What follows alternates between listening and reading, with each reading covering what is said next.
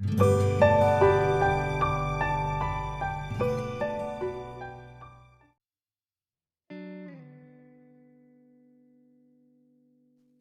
मैं Chetan Anand poetry art के इस पटल पर आप सभी का हार्दिक स्वागत करता हूं और बहुत खुशी की बात है कि इसके पोएट्री आर्ट के जो संस्थापक हैं श्री सतीश शर्मा, उन्होंने आग्रह किया और उनका मन था कि नए रचनाकारों तक हम अपने प्लेटफॉर्म से एक ऐसी चीज़ें लेकर जाएं जो कविता को समृद्ध करती है, हिंदी साहित्य को मजबूती देती है। तो उसके लिए ही हमने आज से शुरू की है डॉक्टर चेतन आनंद की कार्य कक्षा। मैं सभी रचनाकारों के लिए अपनी तरफ से कोशिश करूंगा कि जितना मेरे पास मेरे गुरुदेव डॉक्टर कुंवर बच्चन ने मुझे ज्ञान दिया, मैं उसके तहत उसी ज्ञान को आप तक पहुंचाऊं। मैं केवल एक सेतु के काम करूंगा, एक जरिए के काम करूंगा, एक माध्यम हूँ उनके ज्ञान को नए रचनाकारों तक पहुंचाने का। तो आप तक मैं नया ज्ञान लेकर आऊंगा। बात हम इस बार शुरू करेंगे गजलों से। गजल क्या होती है, गजल के फॉर्म क्या है, गजल का व्याकरण क्या है, गजल की कितनी बहरें होती हैं, अब वहां से बात शुरू करेंगे और उसके बाद हिंदी साहित्य के छंदों पर हम बात करते चले जाएंगे। कविता के छंद क्या होते हैं, जो भिन्न तरह के, फिर उस पर हम बात करेंगे। तो आज मैं आपको बताऊं कि गजल क्या है। हम गजल, नए रचनाकार सब बोलते हैं गजल, कई लोग बोल देते हैं शायरियां। शायरियां कोई शब्द ही नहीं होता, शायरियां कोई शब्द ही नहीं होता, शायरी होता है, गजल होती है। तो हम गजल कह रहे हैं, लेकिन गजल कह रहे हैं तो मैं ये चाहता हूं कि अंदर की किताब के पन्ने पलटने से पहले हम कवर क्या है, कवर के बारे में जानें। हम जानना चाहिए कि अगर हम गजल लिख रहे हैं तो गजल क्यों लिख रहे हैं, गजल क्या है, आखिर गजल है क्या। पहले देखिए गजल कहां से आई। तो आप देखिए गजल कहां से आई, अरब से, फारसी से। अरबी फारसी से होती तब वो उर्दू में आई, उर्दू से होते हुए फिर देश की अन्य जितनी हमारी भाषाएं हैं, बोलियां हैं, उन तक गजल पहुंची। हिंदी में पहुंची, गुजराती में पहुंची, बंगला में पहुंची, मराठी में पहुंची, ब्रज प्रांत में भी पहुंची, ब्रज भाषा में भी गजल आई। तो गजलें कई तरह से कही जा रही हैं, कई भाषाओं में कही जा रही है। गजल पहले जिसका अर्थ बोलते थे, गजल का अर्थ क्या है, गजल कैसे बना है शब्द। गजल शब्द बताते हैं अरबी फारसी में, अगर मैंने पढ़ा वहां के साहित्य को, बताया कि गजाला जो शब्द होता है उसका मतलब होता है हिरन की आंख, हिरन की आंख। जितनी कोमल हिरन की आंख होती है, ऐसी ही कोमल होती है गजल। तो गजाला से गजल का निर्माण हुआ, गजल शब्द वहां से उन्होंने लिया। इसका अर्थ है कि महिलाओं से गुफ्तगू करना, महिलाओं से बातचीत करना, या अपनी प्रेमिका से बात करना। जैसे फूल पर कोई तितली बैठी हुई होती है ना, तो फूल बहुत कोमल होता है, लेकिन उसके ऊपर जो तितली बैठी होती है वो और भी ज्यादा कोमल होती है। तो गजल जो है फूल पर बैठी हुई तितली की तरह से होती है। ये मेरे गुरुदेव डॉक्टर कुंवर बच्चन ने इस बात को बताया कि उसमें कोमलता कितनी होती है। लेकिन सामाजिक विद्रूपताओं पर भी बड़े प्रहार किए गजल ने। समय जैसे जैसे बदला, गजल ने अपने रूप को भी बदला। कहने वालों ने अपने अपने ढंग से गजल को कहा। अब गजल का व्याकरण क्या है, मोटे तौर पे कहें, मैं बारीक तौर पे जाऊंगा तो समझने में थोड़ी सी उलझन होगी। मोटे तौर पे गजल तो ये समझ गए कि गजाला से गजल बनी, प्रेमिका से गुफ्तगू करते हैं तो गजल होती है। लेकिन गजल अब प्रेमिका से गुफ्तगू का जरिया नहीं है। गजल में अपने अपने तेवर हैं, हर तरह के तेवर हैं। अपना विद्रोह, अपने मन का विरोध, अपने मन की टीस, अपने मन की तड़प, और समाज में जो गलत हो रहा है उसको कहने का जो तरीका है वो गजल में भी कहा जा रहा है। वो आजकल की देन, आज के समाज के हिसाब से गजल ने भी अपने रूप को बदला है। ठीक है, गजल में क्या होता है, इसमें सीधा सीधा होता है कि गजल में 8 जो है वो सालिम बहरें कहलाती है। सालिम माने जो मूल बहर होती है, और इसके अलावा जो 12 बहरें हैं, या टोटल 19 बहरें बोलते हैं। 8 भी सालिम होती है, 7 वैसे सालिम को गिनते हैं, पर एक 8 को भी गिन लिया गया है, लेकिन 7 सालिम बहरें मुख्य रूप से हम इस्तेमाल करते हैं। 12 जो हैं वो है मुरक्कब बहरें। मुरक्कब क्या होता है, वो होता है परिवर्तित बहर। और बाकी जो और बहरें हैं 19 के अलावा 32 तक की गिनती करें तो वो कितनी हुई, वो 13 जो और बहरें जुड़ जाती हैं वो होती है मुजाहिब बहरें। उनको बोलते हैं हिंदी में परिवर्तित बहरें। सालिम का जो अरकान होते हैं, जो सूत्र निर्धारित होते हैं, वो सालिम में जो इस्तेमाल होते हैं तो बहरों को मिला दिया जाता है। 2 बहरों के अरकान को या रुकन को मिलाकर हम एक नया अरकान बना लेते हैं, तो वो होता है मुरक्कब बहरों। लेकिन जो मूल आपका सालिम जो रुकन होता है उसको हम जब थोड़ा सा चेंज करते हैं ट्विस्ट करके, तो वो हमारा मुजाहिब बहरों की तरफ चला जाता है। तो आज सालिम बहर में से पहली बहर की बात करते हैं, बहरे मुतकारिब। बहरे मुतकारिब जो होती है वो बड़ी अच्छी बहर मानी जाती है और उसको बड़ा सॉफ्टनेस होती है उसमें, और बहुत सारे शायरों ने इसका इस्तेमाल किया है, शायरों में, कवि सम्मेलनों में, और बॉलीवुड में भी, गानों में भी इसको हम सुनते हैं। बहरे मुतकारिब, बहरे मुतकारिब में क्या है ये? बहरे मुतकारिब में जो रुक्न होता है, रुक्न मतलब एक गठन कर दिया गया छंद शास्त्रियों द्वारा गजल के, कि रुक्न हुआ, तो रुक्न में क्या हुआ? उसका रुक्न रखा फौलुन। फौलुन, फौलुन में कितनी मात्राएं हुई? फ में एक मात्रा होती है, और बड़ा ऊ है तो उसमें दो मात्राएं होती हैं, और लुन में लघु लघु होता है, एक एक मात्रा होती है, लेकिन इसको मिला देते हैं हम उर्दू में तो उसको दो मात्रा की मान लेते हैं। तो फौलुन का वैसे मुख्य क्या मात्रा इससे गिनेंगे हम? एक दो दो, तो 5 मात्राओं का एक रुक्न हुआ। अगर हम इस रुक्न को 2 बार एक पंक्ति में और पूरे शेर में 4 बार इस्तेमाल करते हैं तो वो कहलाता है बहरे मुतकारिब मुरब्बा सालिम बहर। ठीक है, तो मुरब्ब हो जाता है अगर हम 4 बार एक गजल में, शेर में इसका इस्तेमाल करते हैं। अगर हम उसका 6 बार इस्तेमाल करें एक शेर में, जैसे फौलुन फौलुन फौलुन फौलुन फौलुन फौलुन, 6 बार इस्तेमाल किया, 6 बार इस्तेमाल करने का मतलब हुआ ये बहरे मुतकारिब मुसद्दस। ठीक है, तो सालिम ये कहलाती है। तो ये 6 बार इस्तेमाल हुआ। अगर 8 बार इस्तेमाल करें हम पूरे शेर में, जैसे बहु फौलुन फौलुन फौलुन फौलुन फौलुन फौलुन फौलुन फौलुन, 8 बार इस्तेमाल हुआ, तो 8 बार इस्तेमाल होने पर क्या होगा? ये बहरे मुतकारिब मुसम्मन सालिम बहर कहलाती है। तो ये मुसम्मन, मुसम्मन बोलते हैं जिसमें 8 बार फौलुन का इस्तेमाल हो एक शेर में। अगर 6 बार इस्तेमाल होगा तो वो मुसद्दस होगी, और अगर 4 बार इस्तेमाल होगा तो वो मुरब्ब या मुरब्बा उसको बोलते हैं। लेकिन होता सालिम है। सालिम क्यों कहते हैं? क्योंकि जो रुक्न है इसका वो फौलुन है, और फौलुन को हम फौलुन की तरह ही इस्तेमाल कर रहे हैं, इसलिए वो सालिम कहलाता है। मूल बहर ये है।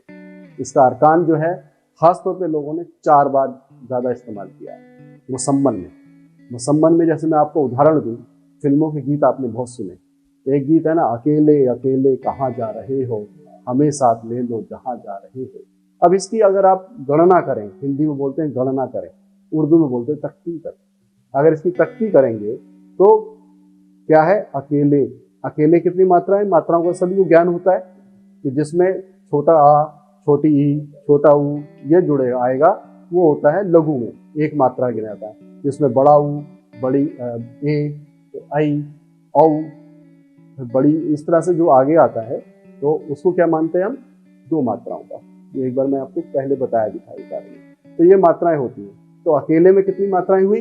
अ में 1 मात्रा, का के ऊपर 1 मात्रा लगी हुई है, ए है तो 2 मात्रा हो गई, ले में ए आ गया तो वो भी 2 मात्रा हुई। तो अकेले कितनी मात्रा का शब्द हुआ? 5 मात्रा का। तो लघु गुरु गुरु, और फौलुन का क्या वजन है? लघु गुरु गुरु, मैंने आपको बताया। तो अकेले फौलुन है, अकेले, फिर अकेले आ गया शब्द, फिर फौलुन आया। कहाँ जा, कहाँ में क्या है? 3 मात्राएं हैं, लघु और गुरु। फिर जा और आ जाता तो क्या हो जाता है? 5 मात्राएं बन जाती है। तो क्या उसका क्रम है? लघु गुरु गुरु। तो कहाँ जा फौलुन, रहे हो में भी लघु गुरु गुरु, तो फौलुन। तो एक लाइन में क्या आ गया? 4 फौलुन आ गए। और फिर उसके नीचे अकेले अकेले कहाँ जा रहे हो, हमेशा, हमेशा 5 मात्राएं, था ले लो, फिर 5 फौलुन, जहां जा फौलुन, रहे हो, तो 2 फौलुन ही आ गए। और तो ऊपर 4 फौलुन, नीचे 4 फौलुन, तो बहरे मुतकारिब मुसम्मन सालिम। ठीक है, तो ये मूल आ गया आपका 8 उसको। तो इस तरह से होता है। और एक गाना है, निगाहों निगाहों में दिल लेने वाले, है ना गाना, है ना, तो ये भी उसी का है उदाहरण जो है। तो इस तरह से आप इस अपनी बात को कह सकते हो। इसका सीधा सीधा उदाहरण ये है। ठीक है, इसकी तख्ती भी इस तरह से होती है। बोर्ड आ जाएगा आगे तो मैं बोर्ड पे लिख के आपको और उसको सीधा डिफाइन कर सकता हूँ कि वो बहरे मुतकारिब में फौलुन का क्या है। तो आप इस तरह से कर सकते हो। मेरे गुरुदेव ने इसको अपनी तरह से हिंदी में जो दशाक्षरी सूत्र होता है हमारा, यमाता राज भान सलगा, तो उन्होंने उसको फौलुन को यमाता के हिसाब से उसका हिंदी में अनुवाद किया। तो यमाता यमाता यमाता यमाता, फौलुन फौलुन फौलुन फौलुन, ये तो अरकान हुआ। पद बोल उन्होंने लिखा है इसका, ये पद होता है। तो पद क्या है? यमाता यमाता यमाता यमाता। और इसका मात्रा संकेत क्या है? मात्रा संकेत कैसे लिखते हैं? मात्रा संकेत को लघु गुरु गुरु बोलेंगे। तो लघु में एक और गुरु में एस बनता है ना, तो वो गुरु का संकेत होता है। तो मात्रा संकेत क्या होगा? लघु गुरु गुरु, ये फौलुन के रुकन का मात्रा संकेत है। और मात्रा क्रम क्या होगा? मात्रा क्रम होगा 1 2 2। ठीक है, तो हम 4 तरह से इसको अपनी तरह से लिख सकते हैं। या तो उर्दू में आपको अच्छा लगता है तो फौलुन फौलुन के हिसाब से लिखिए, और अगर हिंदी में अच्छा लिखता है तो यमाता यमाता यमाता के हिसाब से लिखिए। और मात्रा संकेत के हिसाब से अगर लघु गुरु गुरु के हिसाब से होता है तो आप उस तरह से भी अपने लिख सकते हैं। और अगर मात्रा क्रम होगा तो वो 1 2 2 के हिसाब से। तो जिसमें सहूलियत हो उसमें रचनाकार अपनी बात को लिखने के बाद तो उसकी गणना कर सकता है। आसान उसके लिए यही रास्ता। जी जी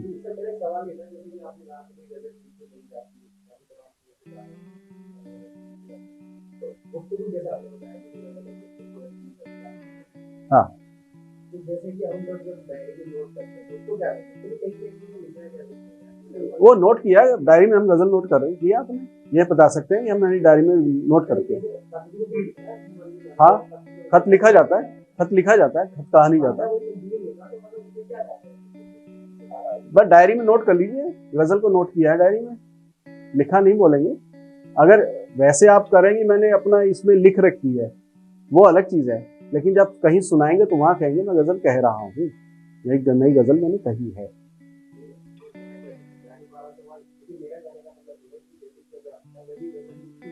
हाँ हाँ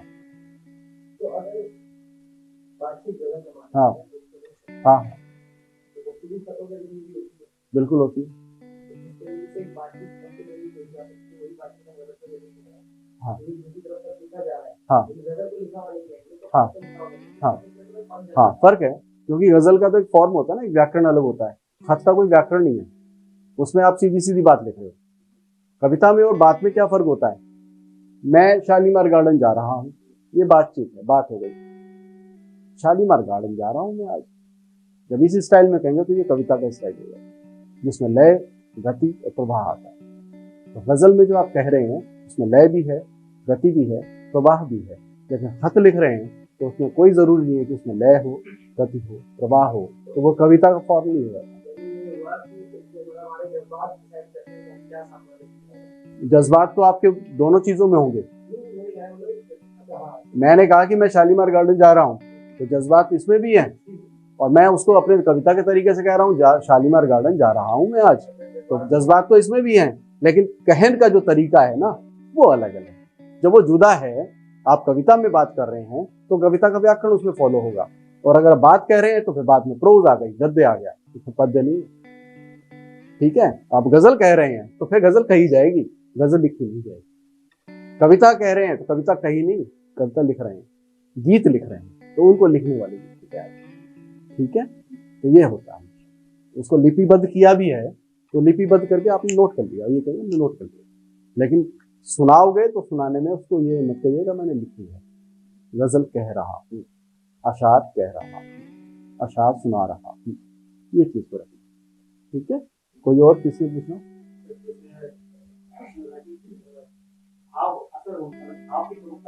हाँ बिल्कुल,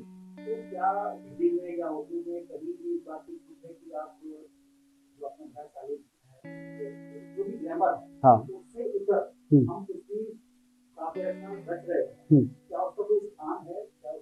है स्थान। देखिएगा, आपको याद हो कि संस्कृत के जो श्लोक है उसमें कहीं तुकांत नहीं है, काफी नहीं है, लेकिन उसमें लय है। उस लय के आधार पर ही श्लोक को पहले उच्चारित किए जाते थे, उच्चरित किए जाते थे। श्लोक भी लिखे नहीं जाते थे, श्लोक उच्चरित किए जाते थे। क्योंकि पहले क्या होता था, गाने से श्लोक जो निर्माण होता था वो याद स्मृति में आ जाते थे, फिर उनको जो है गा के सुनाए जाते हैं ताकि सामने वाले को जल्दी अवगत हो जाए। ठीक है, कहते हैं कि जब मौन होता है ना हमारा या हमारी चुप्पियां, जब बहुत ज्यादा उद्वेलित होती हैं तो वो ध्वनियों की शक्ल ले लेती है। उन ध्वनियों को जब गाया जाता है तो वो संगीत बन जाता है, उन ध्वनियों को जब लिखा जाएगा तो वो साहित्य बन जाएगा। इसलिए संगीत और साहित्य का चोली दामन का साथ बताया जाएगा। ठीक है, तो आप जब किसी चीज को गा के सुनाओगे सामने वाले को तो वो जल्दी एक्सेप्ट करता है, उसको जल्दी याद होता है। बचपन में हम जाते थे अपनी कक्षाओं में, तो हमें बचपन में प्राइमरी स्कूल में क्या कक्षाओं में पढ़ाया जाता था, A for apple, B for boy, C for cat, 2 दूनी 4, 4 दूनी 8 गा के सुनाया जाता था। तो हमें याद हो गया, आज तक याद है। तो ये गाने का तरीका इसलिए होता है, जो श्लोक उच्चरित होते थे, जो गा के पढ़े जाते थे, तो वो जल्दी जल्दी अंदर आते थे, यहाँ से होकर यहाँ तक की यात्रा कर लेते थे, तो आज तक वो याद। तो गाने से वो चीजें बहुत जल्दी याद होती है। ठीक है, तो उसका यही फर्क है। पहले जरूरी नहीं है कि तुकांत ही उसमें आया जाए, कई गीत ऐसे हैं जिसमें तुकांत नहीं होते, समांत नहीं होता। अब गजल के बारे में मैंने बोला मतला है, पहले वाले को मतला बोलेंगे। मतले में क्या है, 2 लाइन है, मुखड़ा बोलेंगे उसको हिंदी में। मतले में क्या होगा, पहली और दूसरी लाइन में तुकांत और समांत होंगे, यानी काफिया और रदीफ। अब काफिया क्या है, काफिया होता है रिदम अल्फाज की, अकेले अकेले कहाँ जा रहे हो, हमें साथ ले लो जहां जा रहे हो। और कहाँ और जहां क्या है, काफिया है यानी तुकांत है। और जा रहे हो क्या है, ये रदीफ है, समांत है। समांत मतलब जो कविता पंक्ति के अंत में समान रूप से आ रहा है तो वो समांत है। तो जा रहे हो क्या है, समांत है। और कहाँ और जहां हो गया हमारा तुकांत, यानी काफिया उसको उर्दू में बोल देते हैं। तो ये है। और बाकी शेर जो है, शेर में क्या होता है कि पहले मिसरे में, मिसरा क्या है, पंक्ति, तो पहले मिसरे में तुकांत जरूरी नहीं है, लेकिन दूसरी पंक्ति में तुकांत बहुत जरूरी है। और शेर की खासियत ये होती है कि पहली पंक्ति में सुनाने वाला जब सुनाए तो सामने वाले को लगे यार क्या बात कह रहा है, बड़ी जिज्ञासा सी पैदा हो, और दूसरी पंक्ति जब आए सामने तो उसमें वो चित्त हो जाए, वो शेर मुकम्मल माना जाता है, पूरा माना जाता है। और जिसमें लिखने वाले का नाम आता है सबसे अंत में, उसे बोलते हैं मक्ता, या मक्ते का शेर भी बोल देते हैं लोग, जिसमें लिखने वाले का नाम आ जाता है। पहले के गजल जो होते थे, जो गजलकार थे, जब गजलें कहते थे तो वो अपना नाम देते थे। ये कहते थे 5 शेर में गजल, 7 शेर में, जो विषम संख्या है उसमें गजलें होती हैं 5, 7, 9, 11, 13। लेकिन अब आने वाले नए गजलकारों ने कहा कि इसकी बाध्यता जरूरी नहीं है कि हम विषम संख्या में रखें, हम सम संख्या में भी गजलों का निर्माण कर सकते हैं। ठीक है, लेकिन लिखने वाले का नाम जब तक नहीं होता था, पहले गजल मुकम्मल नहीं मानी जाती थी। लेकिन अब वो भी बंदिश को तोड़ दिया गया है कि लिखने वाले का नाम जरूरी नहीं है कि वो आए। मक्ता आप कह भी सकते हैं, मक्ता नहीं भी कह सकते। ठीक है, तो अब इसमें ये भी क्लियर हो गया बातचीत में कि गजल में मतला होता है जिसे मुखड़ा बोलते हैं हिंदी में, शेर होते हैं, और शेरों का अगर बहुत समूह है तो उसे अशार बोलते हैं। ठीक है, तो बहुत सारा समूह तो अशार होगा, लेकिन जो तुकांत है वो आगे रिदम जो आती है उन शब्दों में वो निभेगा आगे। ठीक है, जैसे 4 मिसरे में किसी और के सुनाऊं, चाहे मेरी गजल के ही आप ले सकते हैं। मेरी गजल के है कि यूं भी हुए तमाशे 100, पाया एक तलाशे 100, और जब भी उनका नाम लिया मुंह में घुले बताशे 100। तो ये क्या है, यूं भी हुए तमाशे है ना, पाया एक तलाशे, तो तमाशे, तलाशे और बताशे ये क्या है, ये काफिया है। ये काफिया हो गए हमारे। 100 हर पंक्ति में आ रहा है, पहली, तीसरी और पहली, दूसरी, चौथी पंक्ति में। ये क्या है, ये समांत है, यानी रदीफ है। रदीफ स्त्रीलिंग होती है, ये भी ध्यान रखना। बहुत अच्छी रदीफ में कही है आपने गजल, तो रदीफ बहुत अच्छी है आपकी। रदीफ अच्छा नहीं होता, काफिया अच्छा होता है। काफिया पुल्लिंग है, रदीफ स्त्रीलिंग है, बस ये भी ध्यान रखना। तो तमाशे, तलाशे है ना, और बताशे ये है काफिया। और 100 ये समान रूप से आ रहा है, तो ये है समांत यानी रदीफ। ठीक है, तो इस तरह से कह सकते हैं।